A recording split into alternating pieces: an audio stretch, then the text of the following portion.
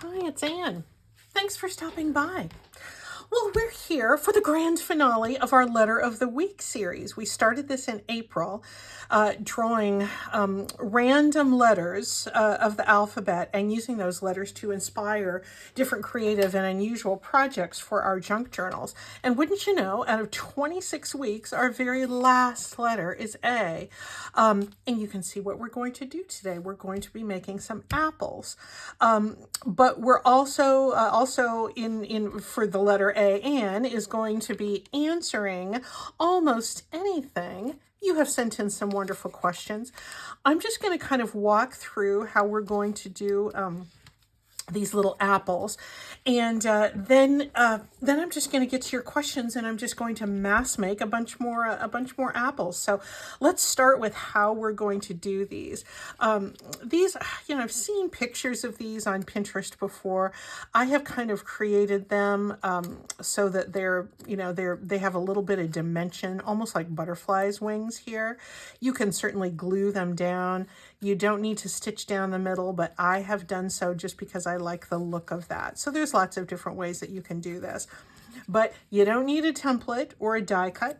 I enjoy die cuts. I use many of them. But for these, I went back to my old friend, the circle punch, and realized that I could very easily freehand cut the fruity part of the apple from one circle and have the rind, the skin part, out of a slightly larger circle, and it just works out really, really nicely. Somebody will likely ask if there's a template. No. You know why? Because you kind of want it to be a little bit different every time. At least I do. So I have two, whoa, Anne.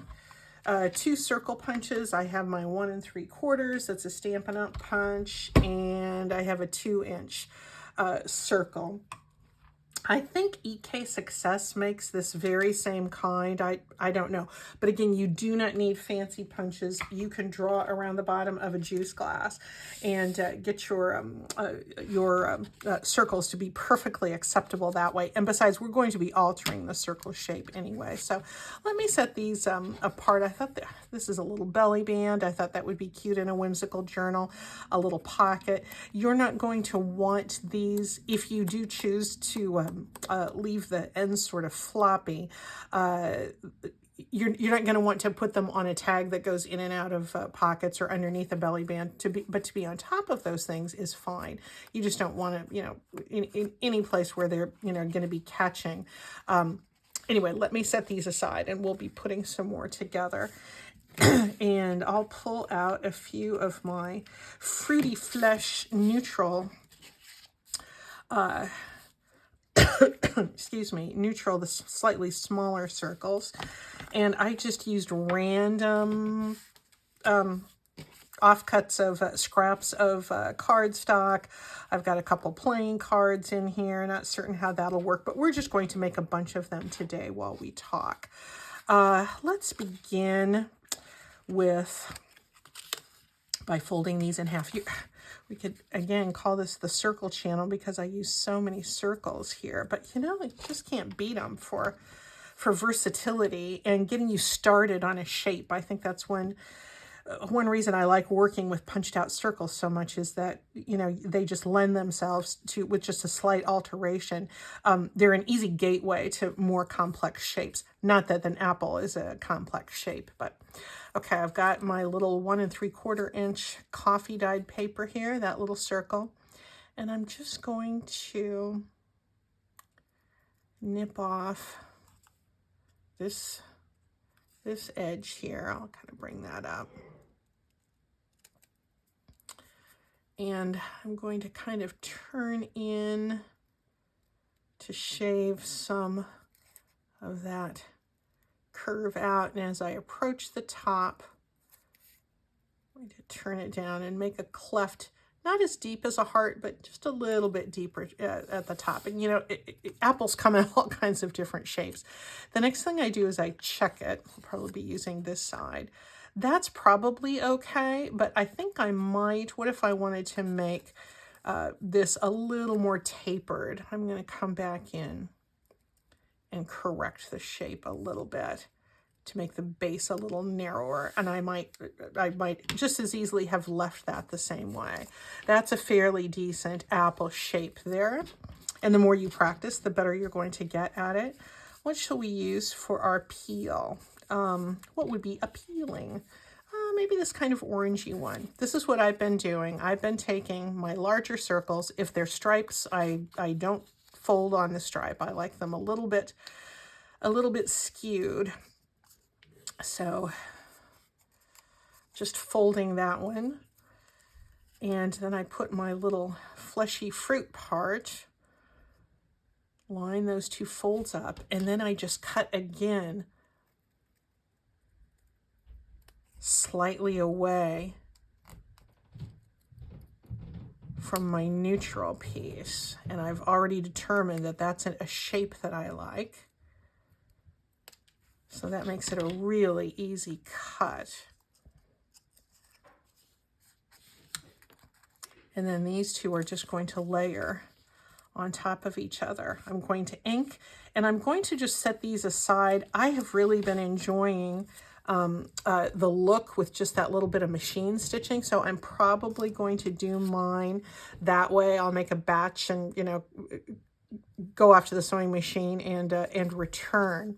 But you know, you can just staple them. I think this stapled one is just fine. So if you don't care to stitch, you might not even want to leave them floppy. You might want to glue down the whole thing, which is totally, and you know what, I might do several of those just you know, over the course of this project as well. So there's no one right way to do it.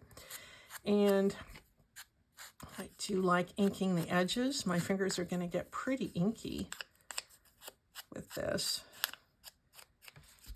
And then my larger, the one with the peel.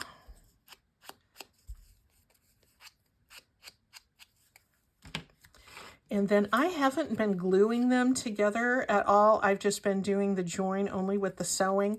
But if you weren't certain, you know, what you wanted to do with them, you could just always put a little bead of glue down the middle and then add more glue later if you like. And my last thing I've been doing is adding some seeds. You don't have to do this. You can put a heart. You can just, you know, you could stamp a word or something in there. But I'm just going to draw a few little teardrop shapes because that's what apple seeds look like. You know, you could cut out a little thing on the side that looks like somebody's taken a munching bite out of it. Yeah, this is just a felt tip pen. And there we go. Now, when I have mounted these onto other things, I have taken a little piece of twine, just any kind of twine, and cut off a little piece like that and glued that underneath, and that gives you the stem. And I have, you know, also just cut a few little scraps of green just to put a leaf there, but that you can kind of do as you're finished with the project. I'm just going to be doing mainly the apple-y pieces first. So let me just kind of assemble my circles here, and I'm going to toss these in here if that's going to be my go stitch. And let's just make a bunch of apples. I've got other offcuts of paper, you know, a piece of gel print, just, you know, some magazine pages, various scraps, and I'm probably just going to be punching and just having some fun answering your questions. So let's get to that part of our show. Put this back. I'm going to be getting to the glue in a moment because I did have a question about glue. My very first question came in from Susan, who has been joining me. Susan Boback she's a beautiful card maker and has been following Letter of the Week right along with me ever since April with her card making on Instagram. So, oh wait, I'm not gonna. ink yet. I'm going to cut some of my apple cores. I found I cut some circles out of music page, but I found and I should know this, when I fold music page, it really tends to crack. So not the best choice there. I'll save that for something else. So Susan's question is one that I get a lot. Susan says, what's your story of how you got started in junk journaling and when? And it's a super easy answer. I got started during, I'm just going to cut the bottom off here. I got started during the COVID quarantine in March of 2020. I had heard about this thing called junk journaling. I thought it was interesting. And I had run out of crafts to do because when we were, all at home, staying safe and isolated in our own homes, I did all the crafts. I did the sewing. I did the card making. I did all of the things that many of us did during that time. And I was looking for other things to do. And I had seen on Pinterest this thing called junk journaling. And I thought, well, that looks interesting. Why don't I give that a try? Because it seemed to bring together several things that I really loved. It seemed to unite writing, and I'll talk more about that in a moment. It seemed to bring together writing, sewing, stitching of our papers. I love to sew. Paper crafts, love of vintage things, and more specifically, seeing beauty in unexpected places. And that was just really important to me during that time, that, we not forget about the beauty around us. And so I started watching Pam at the Paper Outpost, and I started making journals, and I made a gratitude journal for myself. Even in the midst of that terrible year, there was so much to be grateful for, and I wanted to remind myself of that. And a junk journal was a great way to do that. So that's kind of how I got started. So it was in 2020, and here we go. I'm just going to put a little dab of ink down that middle to hold it together, even though I am going to be stitching. Oops, I forgot to ink. You probably knew that. There we go. Anyway, I hope that answers your question, Susan. I started making journals for gifts, and I love them. I love the fact that, you could, use them for a day-to-day record of your activities, but also that you could just write down short little things you were grateful for, short little things that you observed on those cards and those small journaling spaces. It suited what I needed as a crafter and as a writer and just somebody going through that time. And I imagine some of you have very similar sorts of stories. Donna Joe asks, Anne, how did you get started on your YouTube channel? Did you make junk journals prior? I kind of talked about that a little bit. What other crafts and art have you done, and what were your favorites? That relates to a question that Nadine has. What is your most favorite craft that you do or have done in the past? Not sure if it's junk journals or something else. So I'm going to kind of take both Donna Joe's and Nadine's questions together. And then Donna Joe had an additional question that I will get to next. I think I'm going to go ahead and cut here a little piece of ledger paper. How did I get started on YouTube? I watched a lot of YouTube, and I got so many ideas from YouTube. I had, anybody who has a YouTube account has a YouTube channel. I mean, you have a YouTube channel too, if you, have registered with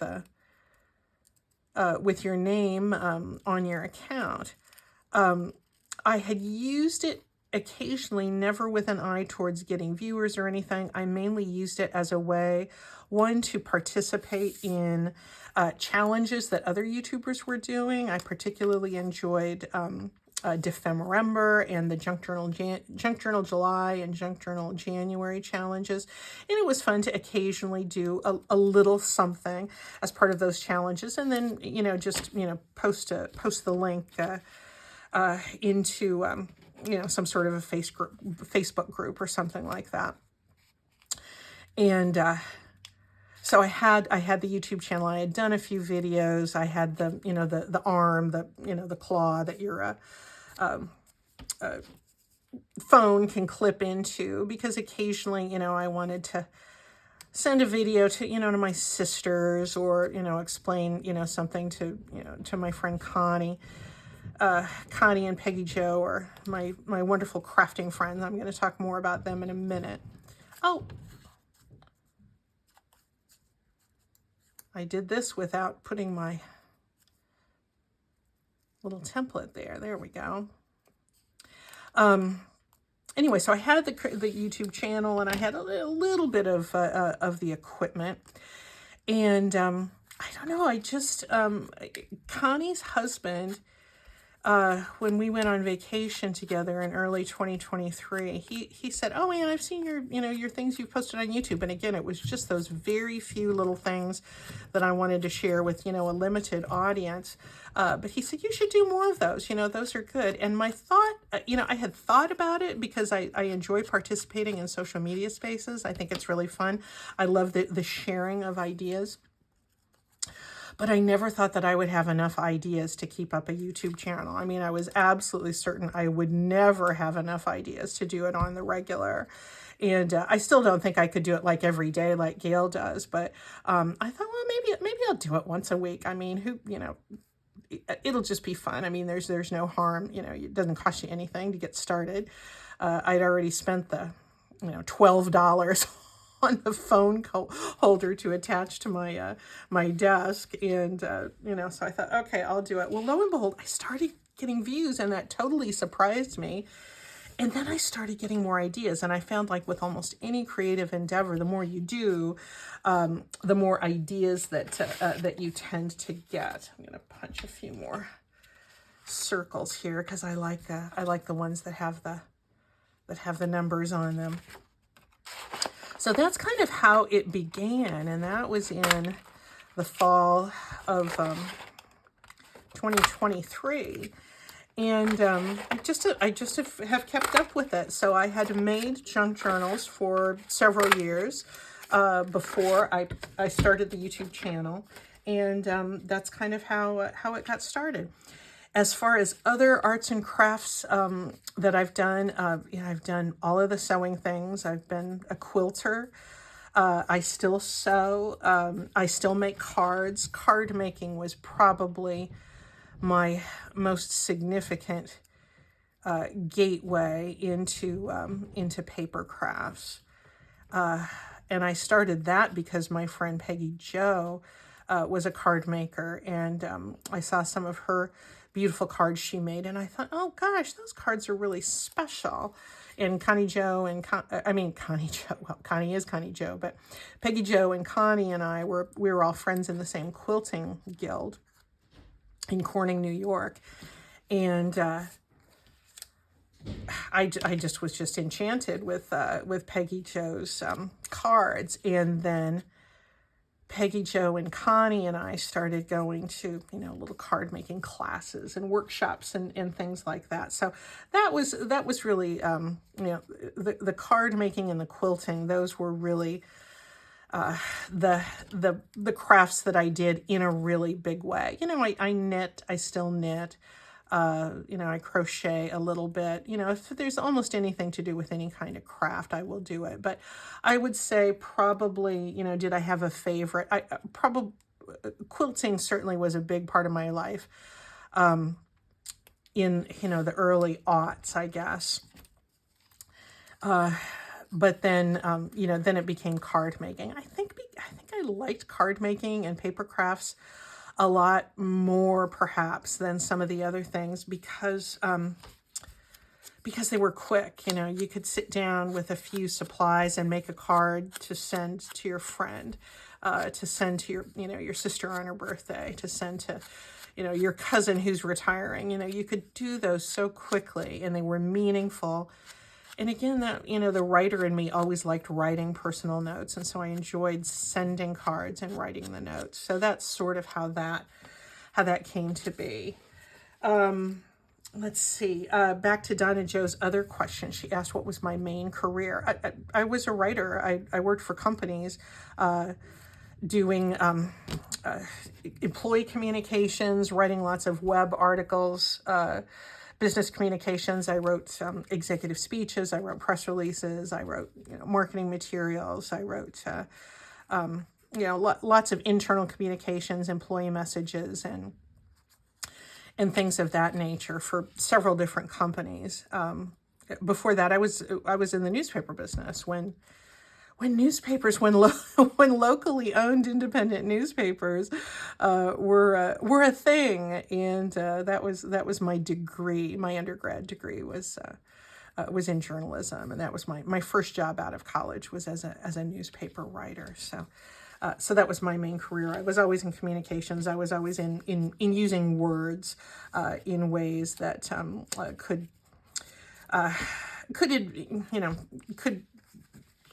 go towards a business purpose or towards a communications purpose. That was what I did. I think I might make another couple of punches here. There we go. Yeah, and then I did teach in my retirement. I taught business writing here in Portland, Portland State. So I did that as a retirement job after I retired. But again, still with the writing. So I hope that answers your question, Donna Joe.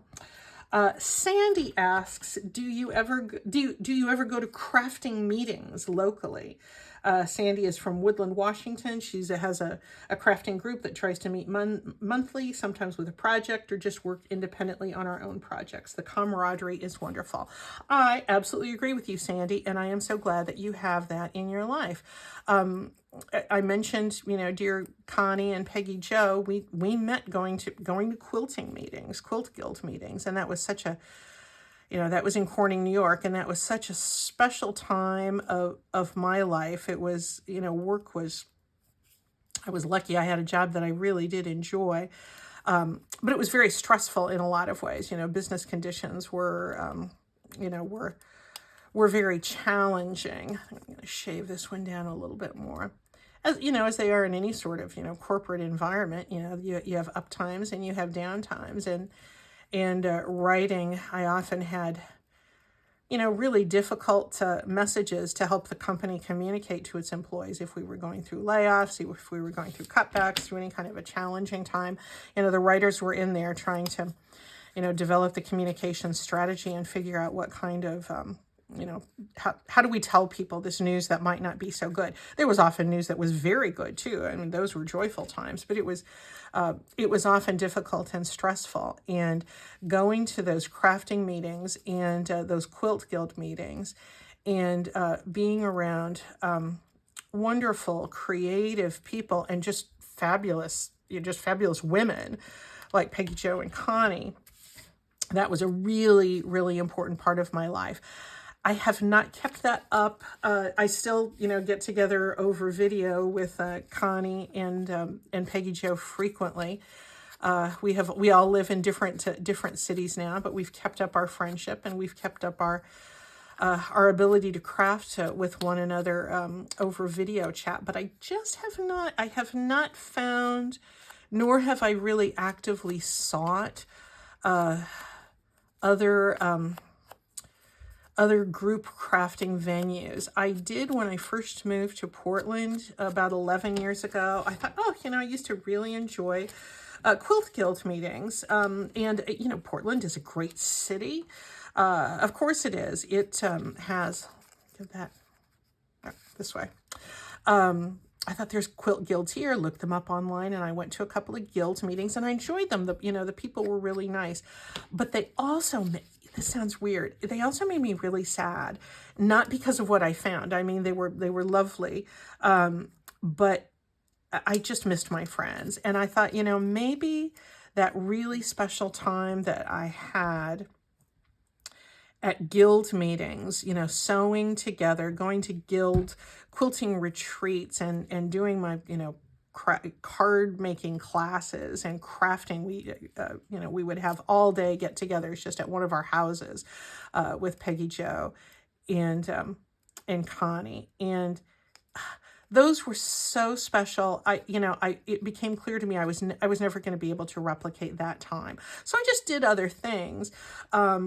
But I'm thinking group crafting. There's a group of ladies that meets to knit, and that's nice. And occasionally I will pop in and join them. But I'm thinking I think that the group crafting thing, it was part of a really special time of my life, forming absolutely wonderful, wonderful friendships back in the day. And I think that maybe is, I think I'm just sort of letting those things live there in the past, and enjoy them for the magical time that they were back then. So anyway, I hope that answers that. Sandy, I hope you and your friends have wonderful times. You're right, camaraderie is wonderful, and I'm really grateful for that camaraderie that I had during a time that it really suited my life. Gina asks, "Hi Anne, what glue do you use? Also the bottle, the tip, and the pin. What brand or where to buy?" Let me set this aside and I will show you. Okay, Gina, this is Art Glitter Glue. This is the original bottle, and I have refilled it by just buying this 16-ounce bottle over and over again. Well, not this one, but ones like this. The brand is Art Glitter. There is no glitter in the glue. That's just the brand. If you get this for your paper crafts, there's several different flavors of Art Glitter Glue. You're going to want to get the one that dries clear. It is a pricey glue, and that is why I really enjoy using this little metal tip. And I will show you how that works. This is something you purchase separately. I have had one in my entire life. This is it. They really don't get lost. And you just kind of keep this clean. Occasionally I take it off and soak it in some warm water, but it just fits on top of my glue bottle like that. And I leave it on there all the time. This is the little topper. The pin, this is a stainless steel pin. It's decorated with beads, so it looks really cute, but also the beads are very functional. They're pretty tattered now, but you tend to not lose this. If it's sitting around, underneath something or over here in your craft desk, you can find it. The thing that's special about it, as far as this, the functional purpose, is that this pin is stainless steel, so you're not going to want to put a regular paper clip or a needle or anything in it. You're going to want to have a stainless steel pin because that's not going to rust. Also sold separately. You can get these in any of your online shopping venues. You can get this Art Glitter Glue on Etsy. I get mine from May Made It, who's a small retailer in Alabama. She does not sell during the colder weather months because apparently if this sits on if you're in a cold weather environment and this sits on your porch waiting for you to get home to pick up your delivery, it turns into a cottage cheese type texture, and you don't want that. So anyway, just be mindful of that. But this is the one that I use all the time, and the tip helps me make really good use out of that pricey glue because it only puts a little bead down. As you can see, this is a much, if I was going to put down a bead of glue just using the top that came with the glue, a lot more glue would ooze out of there, and I like having the smaller amount because a little dab will do ya when it comes to Art Glitter Glue. The other kinds of glue I use are a glue stick and the Beacon 3-in-1 glue. Beacon, this is what I use if I'm doing fabric or metal. It comes in some other with some other names, but they're all by Beacon. 3-in-1 is the one I find frequently in my store, but you will also see it marketed under the name Fabrifix or Fabri-Tac. They are all the same composition, and why they are marketed under 3 different names, That is a mystery to me, but it's not one that I feel compelled to solve. I just look for the beacon glue, and I always have a bottle of it around. As you can see, it too is a fairly expensive glue. Craft Warehouse here, original price was $12.99. I always wait till it goes on sale, and then I get a few. And then glue sticks. This is for what I use. I use this for lightweight paper. And I use the Doris brand because I find that that is a really good value. It's a very good quality glue. And I find the price is a lot less than some of the other glues. However, I have used the Yoo-Hoo. This is out of Germany.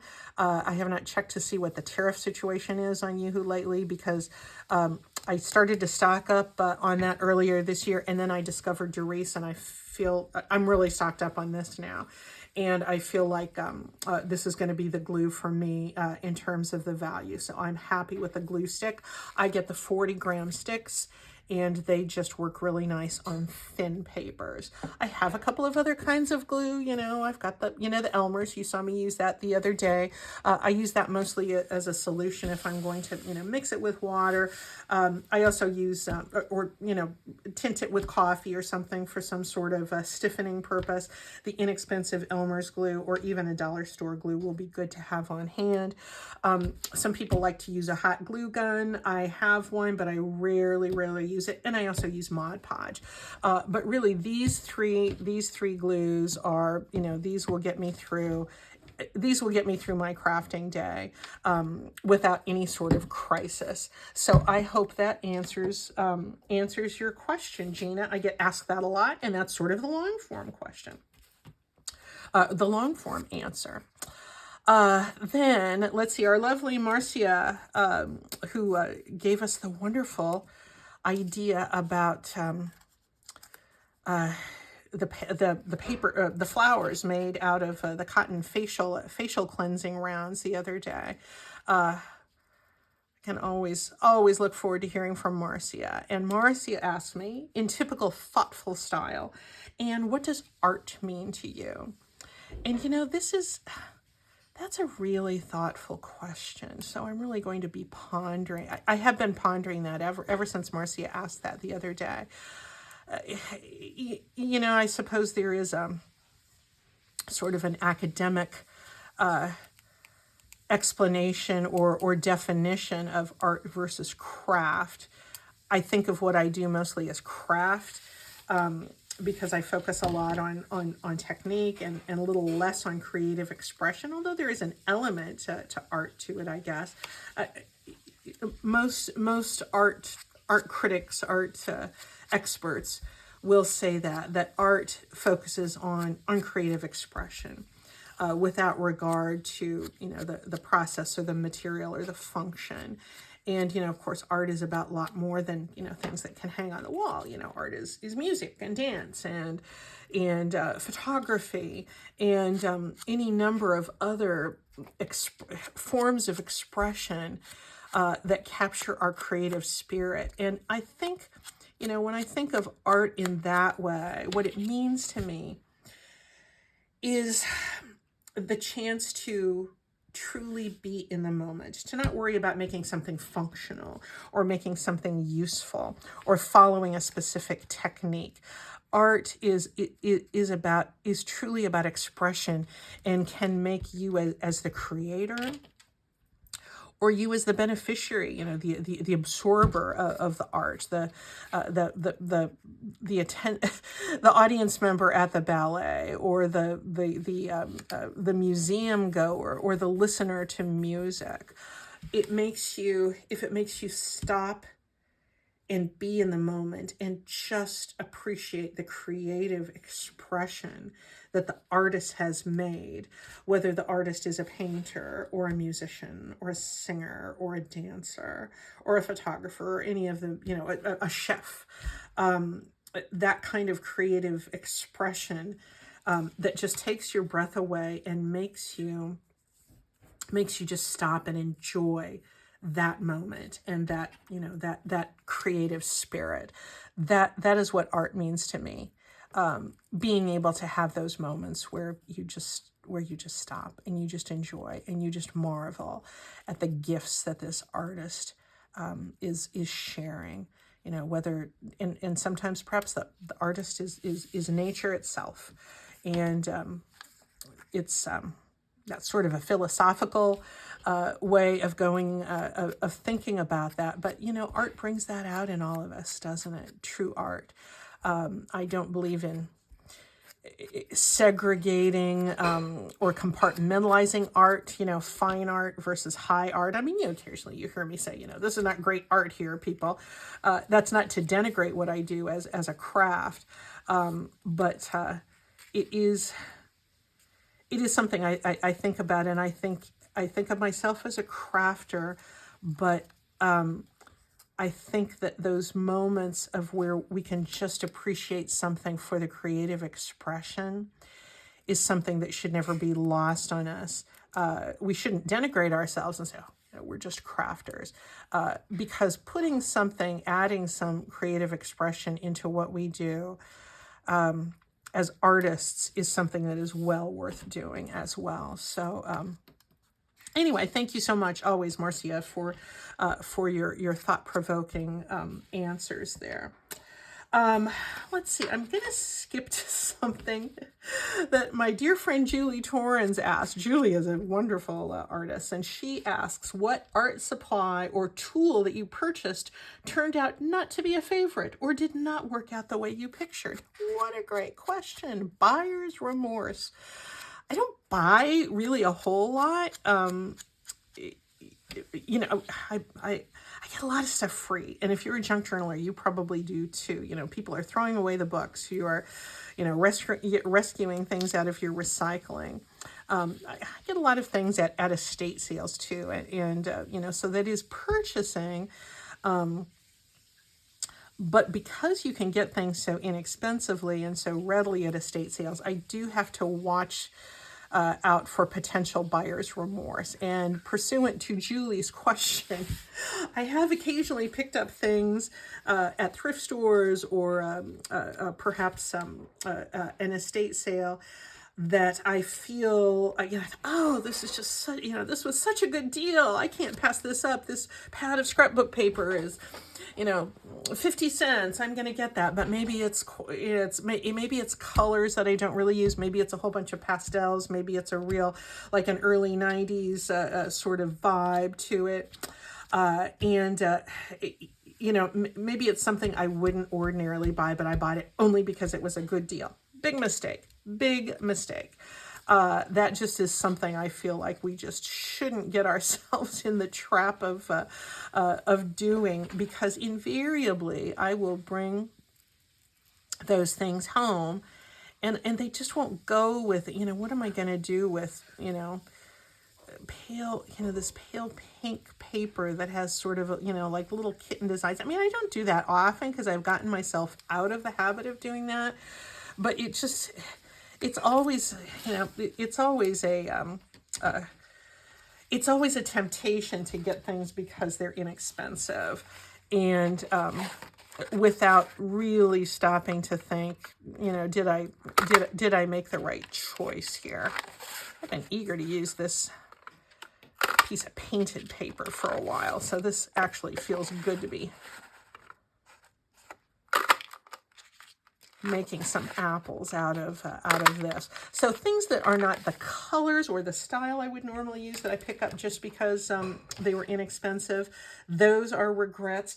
Also, and I think you've heard me say this before, sometimes at those estate sales, you know, you can pick up something, especially if it's paper, and if it's been stored in somebody's basement or a damp garage, oof, those can be odoriferous. And I always give things the sniff test, which sounds gross, I know, but you know, no, I do sniffity sniff on those things, paper products, if I suspect that maybe they've picked up some mildew, before I bring them home. And if they smell moldy, no, they do not come home with me. However, sometimes if you're actually in that basement at the estate, at the estate sale or in that garage, your nose gets a little skewed being in that environment, and you might not pick up on that smell in the moment. So I have brought things home, thinking, oh, well, I'm really glad I rescued these old books from that basement. And then I realize after the fact, oh, these are not good. Off to the dumpster they go, off to the recycling bin they go, because I just will not bring anything in to my craft room if it's got that funky smell, because guess what? That stuff spreads. And no, don't care to have that. And I don't want to, I hate the idea of wasting money. So I try to be very careful in really questioning myself. I've gotten past the temptation to get the the dated colors or the style things that just aren't mine. I don't make that mistake very often, but anytime you're in a basement or a garage that maybe has gotten a little damp, especially in our damp Pacific Northwest, that's something to be wary of. So anyway, I hope that answers your question, Julie. What was the next one? Oh, MK. I was so glad MK is my delightful viewer in Indiana. And she always makes me chuckle with her comments. And she asks, classic MK. Okay, tell me about the thing that was on your bucket list that you actually got to cross off. Was it wonderful? Was it kind of or would it have been better left to the imagination? What an interesting question, MK. I really thank you for asking that. And I thought about that because I can't really say that I'm a bucket list kind of gal. I mean, there's a few, places Deanna and I would like to go. We would love to go to Portugal. Maybe we'll go to Portugal next year. That I guess could be sort of a bucket list, but it's something that hasn't happened yet. I would have to say, upon reflection, that the best thing that was on my bucket list that I completed that turned out really, really wonderful was getting my master's degree. I had you know what? I'm going to try using these playing cards and see how that works out. But they're not going to fold very well, so I think I'm going to just cut around this little center that I've already cut. Anyway, I was very fortunate to get a master's degree in the 70s, and that was, I spent most of my career capitalizing on that degree and that experience. But I wanted much, once I got in my 50s, I was working in the corporate world.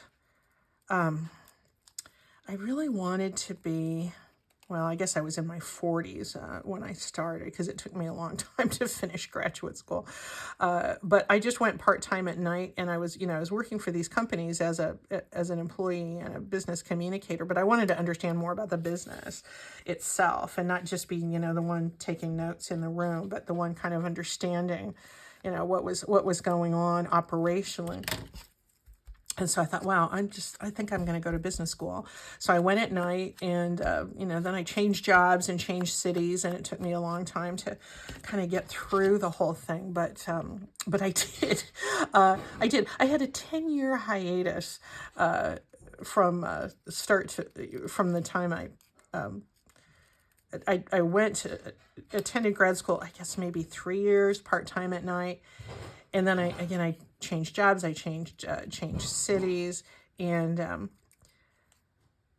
it took me 10 years. There was about a 10-year gap before I went back and finish that business degree, but it was really good. It enabled me to teach in my retirement, which I enjoyed very, very much because I was teaching at the college level, so I needed to have that master's degree. So anyway, that bucket, having that goal of finishing that MBA was really important to me to do. So thanks for asking about that. But the next one I think is going to be going to Portugal. Won't that be fun? I have some friends that are actually, I just found out this past week, are moving to Portugal. And I think we might have to go visit them. So that's something that's going to happen, I'm sure. What do we think of that? I don't know that I have a lot of good contrast going there, but I'll finish that up. And the last one is from Susan, who asks, do you keep an idea book? And you know what? I kind of don't. In fact, I very much don't. There's no kinda about it. But I really should. And I was just thinking the other day, I was watching some YouTuber who was making things for an idea book. And I thought, oh, I really ought to do that because I forget about cool things that I can do. Sometimes I do just 2 seeds and sometimes I do 4. So there's no telling what I'm about to do. I'm not to be trusted as far as consistency goes. But for idea, especially with pockets, for some reason, pockets, I think, have the most unusual possibilities. And just, if I had an idea book, I could go back and always be inspired by things that I've learned from other people that I've tried. So that's the last of the questions. Here's what I'm going to do. I'm going to go do my stitching down the middle, and then we'll see if we can apply these apples to something kind of fun. And then we'll wrap up. So I'll see you again in a minute. Okay, we're back. And it really has only been a few minutes.